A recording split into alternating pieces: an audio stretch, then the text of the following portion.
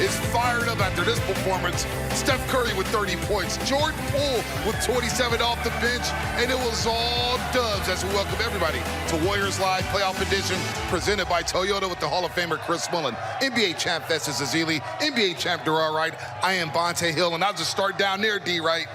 After a choppy first quarter in which the Warriors turned the ball over 7 times, they turned it up in the second quarter, and they put the Grizzlies away with a monster third. Yeah, the Warriors went back in the locker room at halftime. They made the proper adjustments. The number one thing was take care of the basketball. They came out in the second half and only had 3 turnovers in that second half. So they addressed the turnovers. They addressed, head hunting for shots, let the game come to you. I feel like Jordan Poole did a great job getting by his guy and creating offense as well. A total team effort for the Warriors tonight.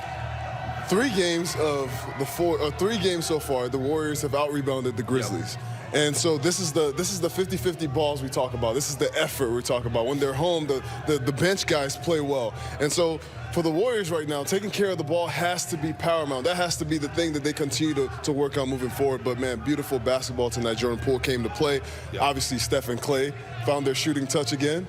And it was beautiful to watch. Yeah, first 2 games, the Warriors won all the hustle points. They won the rebounding, second chance points. And tonight, the shooting came along for the ride. They shot 63% from the field, 53% from the three-point line, and 90% from the free throw line. So the offense kicked in gear, which we thought was just a matter of time. As Festus said, home cooking. They feel really comfortable here. And they've been getting great shots. We've been mentioning that. Just a matter of knocking them down, and that's exactly what they did tonight. Yeah, the Warriors 17-32 from the three-point line tonight, and they're a plus 18 in this series when it comes to the rebounding. Remember, Memphis was a top rebounding team in the NBA during the regular season, the top offensive rebounding team, but the Dubs have been crashing the glass and winning all the 50 balls, and especially in this third quarter where they outscored the Grizzlies 37-23. They shoot 56%. 4 of 9 from the three-point line. Klay had it going. Steph scored 10 in that frame. Jordan Poole was 7. This was the difference in the game. They blew away the Memphis Grizzlies, coming out at halftime, scoring the first 8 points in that third quarter, and it was bye-bye. Well, the magic number, 34 assists, and when that ball's moving, even if you're a great defensive team, this Warrior team is impossible to guard. Memphis Grizzlies struggled all night to keep up with that beautiful ball movement, and the Warriors had tremendous balance. What are they, 5-6 guys in double figures? Yep. So the ball was moving, everyone was involved in the offense, yes. And Memphis had no answer on the defensively. I mean, Ja is a monster. Do we agree on that? Oh, Ja is incredibly talented. He's as athletic and dynamic a point guard as we've seen since maybe prime Russell Westbrook or Allen Iverson. Derrick Rose. How about Allen Iverson? Oh. There we go. So with all this for them, I think they don't have enough firepower.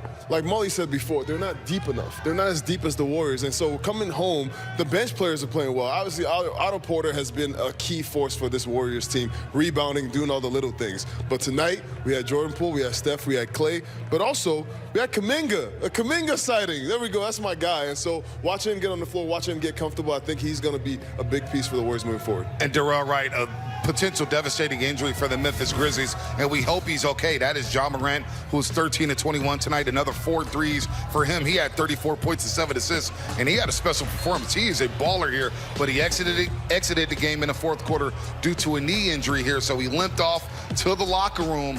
I guess this is where it happened right there, a bad little step. And remember, he missed basically almost the last 3 weeks of the regular season with a knee injury, so you hope it doesn't pertain to that same knee.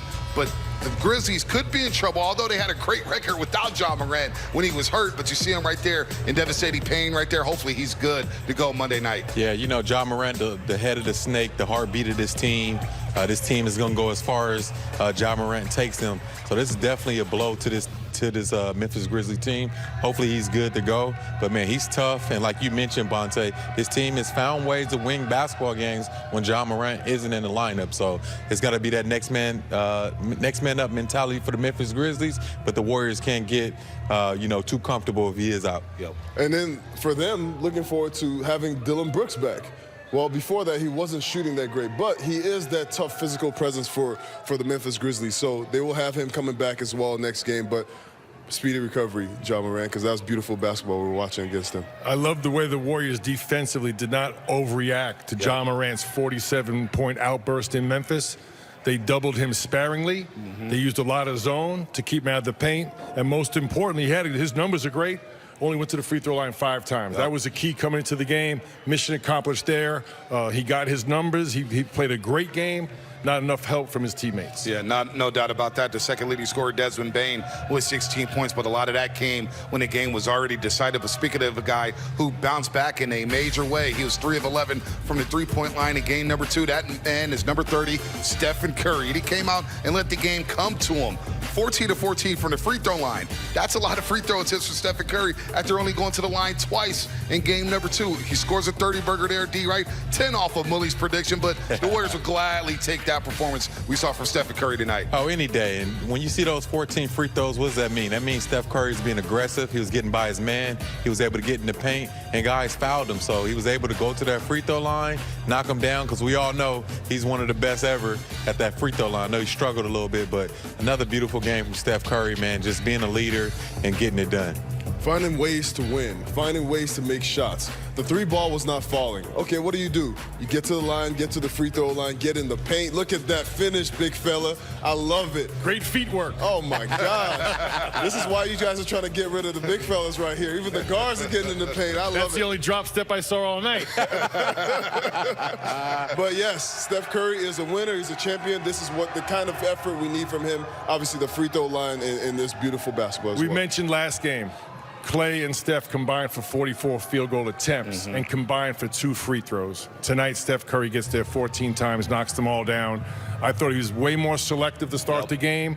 We know the Memphis Grizzlies or any team is going to overplay Steph way beyond the three-point line. He took advantage of that, got into the paint, scored many buckets at the paint, but most importantly, got to the free throw line 14 times. Yeah, 17 points in that second half, finishes with a team-high 30. And Klay Thompson, a lot of people were concerned about him. He shot 22% from the three-point line in the first 2 games of this series, where tonight he came out on fire. 4-6 from the three-point line, 8 of 13 overall, and that's what we look for when it comes to Klay Thompson, efficiency. And he wasn't shot hunting. He took nice shots within the offense, Darrell. Didn't force it tonight, and he finishes with 21 points, but also 9 rebounds. Big game for Klay Thompson tonight. He let the game come to him, got to his spots, raised up over the defense, and like you mentioned, he just let the game flow. This right here was tough, but the one-legged 3, that was nasty. And then we can't forget about the 9 boards, man, out there.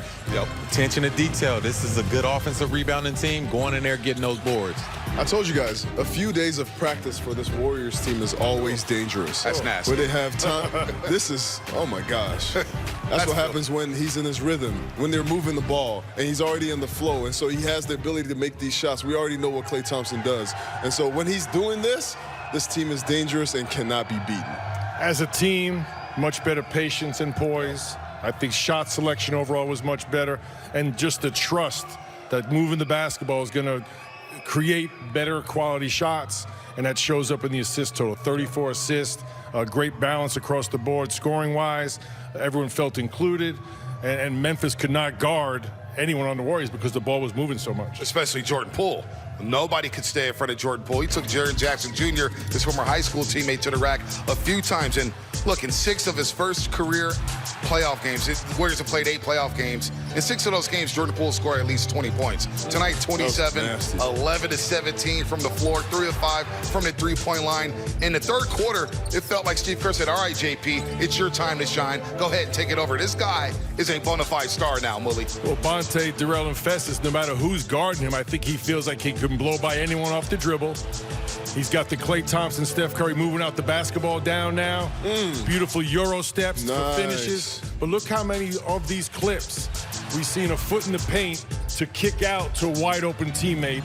And if you don't get in front of me, I'm just gonna knock it. I'm just gonna dunk on your head. That's how you know we feeling good. We're dunking the ball, but that also comes from him understanding his superpower. He can drive by anybody and also create for other people. So watching Jordan Poole do that, that is part of the reason why this team is so great. You have a guy like that. He does what Ja Morant does, which is drive by people, get in the paint, and then create for other people. You see the ball moving, 34 assists, especially going into the half with 14 turnovers. That was a big deal. So they turned that down, they stopped the turnovers, and then they got moving. And D. Wright, a lot more decisive Jordan Poole tonight. We saw him get in trouble in the second game of this series with the over-dribbling. Tonight he was more decisive, quick with his decisions, and he's getting to the rack at will. Yeah, I think JP is a different player when he's straight line driving, getting by guys. Nobody can stay in front of him. He has all this handle in his bag, so he know he can depend on that. But when he's using less, he's getting to the basket, getting to a spot, and then he's an underrated playmaker. When that ball's moving side to side, you're creating closeout situations for the Memphis Grizzlies, who are not the best defensive team, right? Especially on the perimeter. So as that ball's moving and a closeout comes, that's where those straight line drives are available. Jordan Poole did a great job. I thought they all did a really good job attacking the paint first to try and finish, and if the defense collapsed, kick out to your open teammate. Warriors scored 37 in the third, 41 in the fourth quarter, and blow away the Memphis Grizzlies by 30. Let's go back inside of Chase Center. Let's look at this graphic here. They don't miss. Highest playoff field goal percentage in Warriors history. This is all. Look at 91 there. I remember the 13.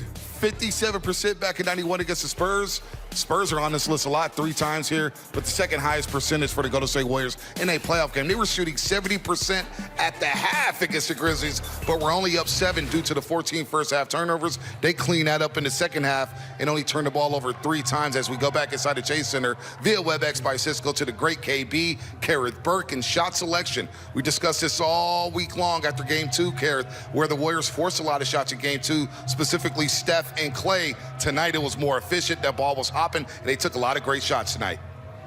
It was. In the practice days, the Warriors harped on 2 things, 2 very important objectives. It was better shot selection and cutting down the turnovers. Let's talk about shot selection at first, because you're right about that. You could see a difference tonight. You could see more patience. Even after the Grizzlies raced out in the first quarter to a 13-point lead, the Warriors still played their game. And by halftime, they were shooting 70%. They finished the game shooting 63%. But I think it comes down to better individual shot selection, especially for Klay Thompson, overcoming that 5 of 19, 2 of 12 game for the last one. And all of the Warriors, if you scan the box score, you will see 9 players who shot better than 50% from the field. A whole team effort in this one.